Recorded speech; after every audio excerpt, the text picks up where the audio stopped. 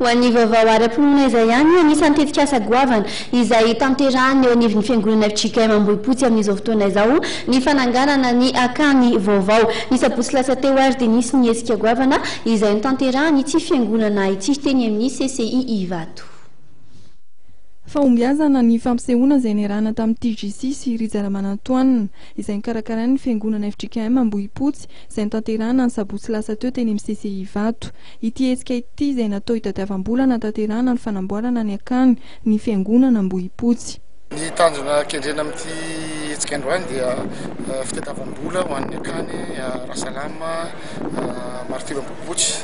Izany hoe tsangam-bato fa 570 taona 570 taona nanondrenana fiangonana eny Ambohipotsy ka nisy fitadiavam-bola zany nataon'ny mpiangona rehetrarehetra. Izay ny tenako moa no filohan'ny fananganana akany. Betsaka ny zavatra fitadiavam-bola tao ary ity anisan'ny ngeza indrindra satria ny vola tadiavana ity zany dia eo 20 millions d'ariary eo.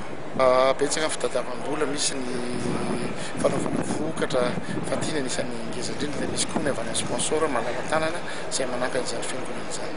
Taorian'ny fampisehoana dia nisy ny fiaraha-misakafo izay niarahan'ny fiangonana teto amin'ny CCI Ivato ary nandritra izany nanaovana ny fisariana ny tombola ka tapakila ho an'ny olon-droa mandroso ny verina Antananarivo Maurice Antananarivo no loka goavana indrindra. Araka ny fanazavana dia mitety-bidy hatrany amin'ny 200 tapitrisa ariary ny fanamboarana manontolo ny akany Rasalama Martyr Ambohipotsy ary amin'izao fotoana izao dia efa misy ny ampahana zavita.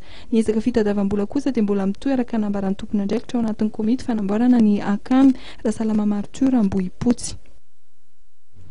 Fampatsahivana fohy ny vaovao isan'ny nisongadina mialoha ny sarahantsika indray amin'izao takariva izao nitoy androany ary ny fitokonana izay tanterahany prakitra raha tamin'ity androany ity ary dia ny katso tanteraka ny asa izay nitanterahana teny anivon'ny fitsarana anosy manoloana ny tsao izay niparitaka sy ny ely tao anatin'ny trano kala-pifandraisana iray tamin'ity androany ity fa hoe maty Andriamatoa Henri Ratsimbazafy dia nisy indrindra raha moa ny fiainana tamin'ny mpanao gazety izay nitanterahany nentina nanoerana nyity tsao ity ary nilazany fa tsy maty ary mbola salama tsara ihany koa moa ity mpanakanto Henri Ratsimbazafy ity. Toko vavy mankasitraka anao izay nanaraka indray ny fampahalam-baovao hatramin'ny farany mbola mamevitrana anao raha ampitso amin'ny 7 oratrany kosa ny tenako. Veloma tompoko.